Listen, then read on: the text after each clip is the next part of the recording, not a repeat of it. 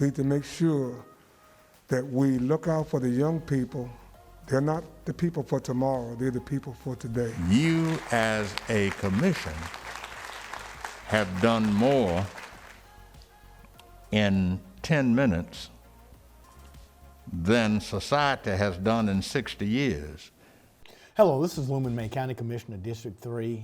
I'm here, as we do every February, to just highlight some of the great contributions of many of our local African American leaders. And as you've just seen, the Reverend John Powell for Truth for Youth, and the great work that he does on the Belmont and DeVilliers area, and obviously H.K. Matthews, the civil rights icon, and all the demonstration and marches that he's led, and to still be 94 years old and still active in community and active in equality and equal rights is just a testament to the blessings that God has given these leaders. And today I'm here with my hero, my local hero, someone who we all know in this community, whether you're red, yellow, black, or white.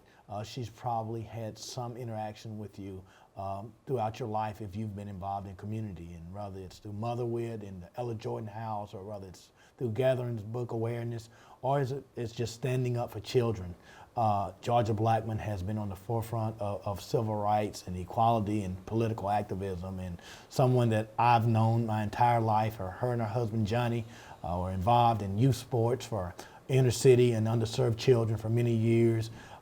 She was instrumental in the Soul Bowl, which started as a fundraiser for soul food at the West Pensacola Ballpark, which is in the heart of my district. So I just today want to once again introduce to some and present to others my friend Georgia Blackman. Welcome, Ms. Blackman. Thank you so much. Thank you so much. Thank you for having me. And you do know that I am a African, W.E.B. Du Bois said that if you don't know your history, you're doomed to repeat it. So I really, try to make sure my ancestors, which was a part of your dad and all, they taught us our history. They made sure that we knew who we was and what we was capable of doing. So Johnny, my husband, and I have been trying to pass that on. I appreciate that, Ms. Blackman. And I often say, those who preceded me in this seat, Willie Jr. and That's right. Marie Young, That's and right. even those in the city council, Hollis T. Williams, the first African American city councilman, and Joey Brewer, who ran back in the 70s when it was unpopular to run, and on to, we talk about Rita Jones, and the list. It just goes on and on of people whose shoulders we stand on. And so today, a lot of our young people wouldn't know the history. I just would like for you to maybe talk a little bit as we're approaching redistricting and census, and why we have the opportunity to have a minority-majority district, and those men who sacrificed and went to court so we could have it. So can you just talk a little about that? Yes, we had 10 black men that sued the city, the county, and all for representation. And that's how the city got its representation in the school board. And the judge said that did the case, said that if any other agency be created, we must be a part. So that's how when ECUA came about, they had to make sure that they had an African American on it. One of the things that, and starting with it also, Commissioner May, is that I really don't want to ever forget Dr. Vernon McDaniel, that he sued the city and the state for the same salary for black teachers as it was for white, and he won. And Thurgood Marshall was one of the lawyers. It is really, and a lot of people know the 10 men, but they don't know that Charlotte Tate was the one that started that fight about the 10 men, because he ran for the city council at that time. At African Americans was in predominantly African American district, and so at that time he won because it was a predominant African American district.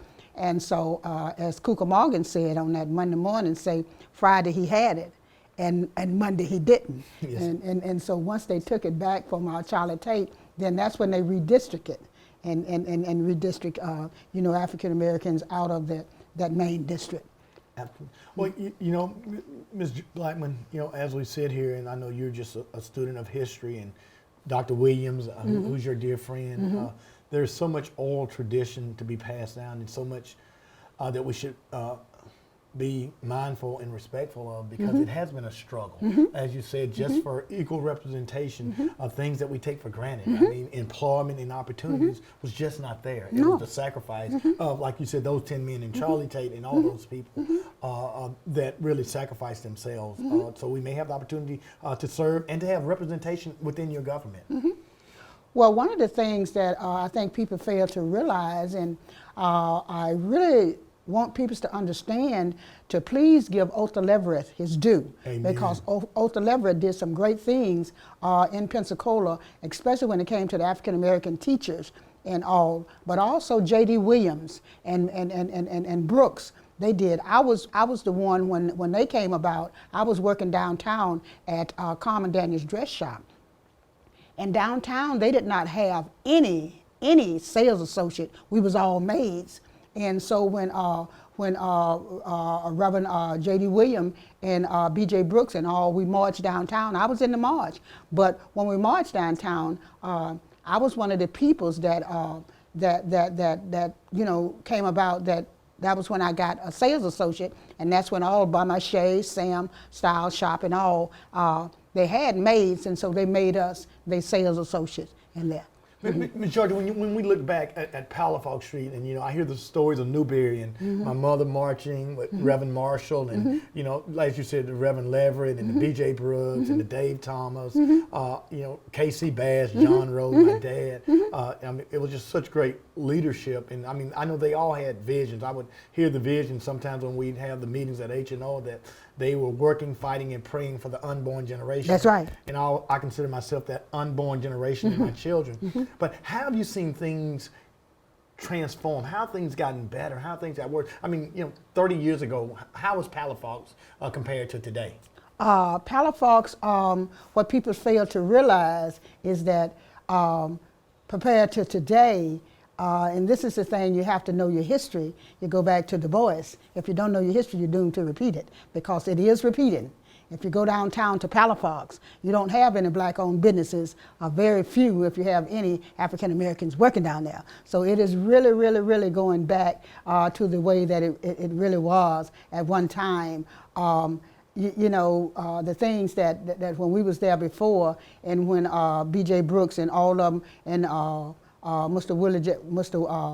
J.D. Williams and all, when they marched, it is now going back. I am 79 years old and I love it, and I have 5 grandchildren and 5 great-grand. I do not apologize. I want them to know the history and who they are, and know that they are capable and have a right to everything that everybody else have. So when you look at, we are going backwards, and believe me, we are going backwards. But let's be honest and fair that we understand why we are going backwards. Being as old as I am, I saw the digression when President Barack Obama became president. And that was the start of digression, of taking African American backwards. But African Americans have to remember that they are here. Commissioner Luma May is commissioner because of what our ancestors did. I was able to own a store for 30 years because of what our ancestors did. And we have to leave a legacy for our children and our grandchildren. So we have to make sure that we get things in place for what is going on. And that election coming up in 2024, we better be in place, because we have to make sure that we work, not for us, Commissioner May and myself and the generation of us will survive, but our children won't if we don't leave a foundation for them. Ms. Blackman, you know, we've read a lot in the paper about equality, disparities, different studies. And as you said, some things remain the same. Some things we think changed have not changed. And so if there are young people that are out there listening, and some students in a civic class, or a student at the university, or just a young person that wants to make a difference, and not just doing Black History Month, but they want to make a difference for the place that we call home. I mean, what would be your recommendation or words to those who want to engage in transforming their community? Well, I would recommend that they come together and study and go to the people. That was what we did, my generation. We was taught to go to our elders. We was taught to go to people that really knew what was going on. And we would sit down with them and they would teach us what to do. So there, you need to know the history, and it is out there. That was a documentary that just went off on the History Channel, and about the black church. That was an awesome story, and how the black church was in the forefront of all of the things that the African American did. But they need to really ask about their black history and make sure that that they that it is taught. I remember the Black Student Union at PJC. They was instrumental in bringing some awesome people here. Dr. Naeem Agbar was one of them, and the different ones that they brought here about African American history that teach them at these historical black colleges. So I would recommend that they do that they bring these speakers back in, because that's what they do at these historical black colleges. They teach black history. You got Walter Gully. Walter Gully taught history at Booker T. Washington High School. He taught black history. I mean, you got so many people, in Pensacola that really not only talk about black history, but they lived it. They didn't just talk about it. They was out there on the forefront of the fight. Ms. Blackman, you take my mind back 20 plus years when I was SGA and then president of the Black Student Union at the university, and you would come and set your books, and as young students, we were so thirsty for knowledge. I mean, it would be exciting to us to have your books there, and to bring in Bertice Berry, to bring in Dick Gregory, to bring in, as you said, Naeem Akbar, to bring in Kawanza Kunjufa. And, rather than going to a party or a step show, I mean, we were active. I think about Donna Woodard, Tanya Ellis, who now works for us here, that everybody was just so engaged in wanting to learn more about their culture, the history. And, the thing about it was diverse. And so I often say discrimination, inequality doesn't necessarily have a color to it. No, it doesn't. I mean, the underserved, the underrepresented in our community are oftentimes overlooked. And so when I think about the fight for justice and the advancement in politics and in human rights and civil rights, I think of the white missionaries that drove from the north. That's right. Who came to the south, and more white missionaries lost their lives. That's right. Trying to help African Americans get to the polls to vote. That's right. When we talk of our Jewish friends, our Jewish friends funded the civil rights movement. And so many times people would think that, this civil rights movement or Black History Month was all, just ignited by African Americans, but it wasn't. It was a collaborative effort. And I think that that's the important thing. Dr. Martin Luther King often said, without the help of our white sympathetic brothers and sisters, the movement would be dead. That's right. So all of us are just in this human race together.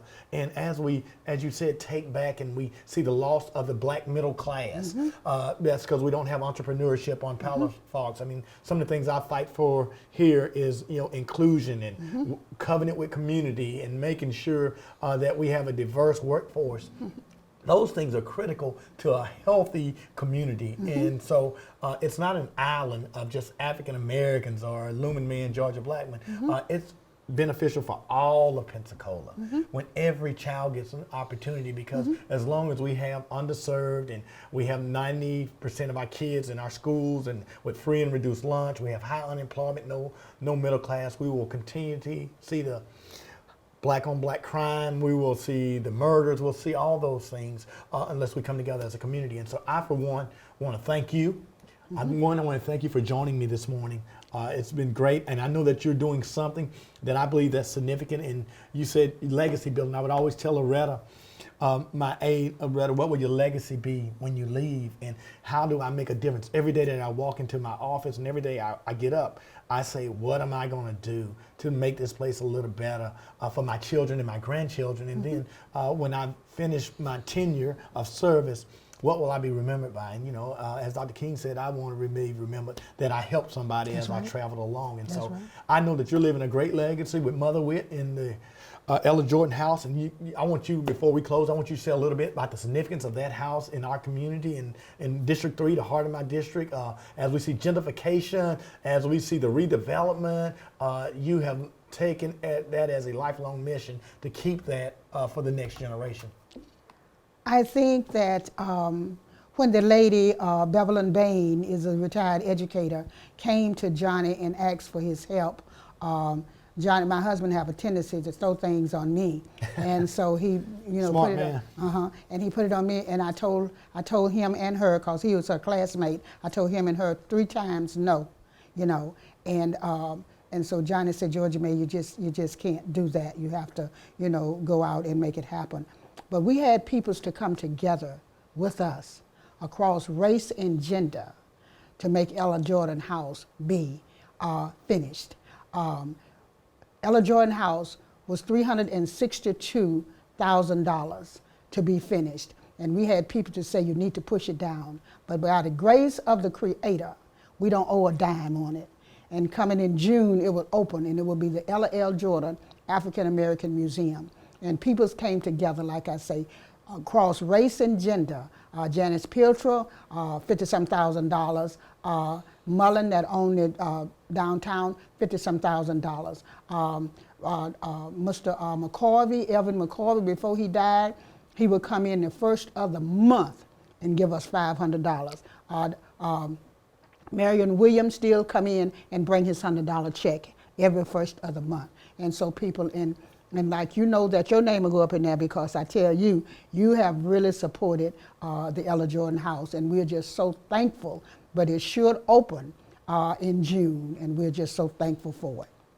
Thank you, Ms. Blackman. And as you just spoke, the influence of the Black church and this pandemic year, this hurricane year in 2020 has been a rough time. I mean, coming right out of February of 2020 into March, we faced a pandemic and we went right into a hurricane season, and we've lost so many lives. And so as you watch today, we do want to honor those ministers who've lost their lives in 2020. When I think of Reverend Blackwell, oh yes, I mean just a great supporter. Oh yes, and just a true person.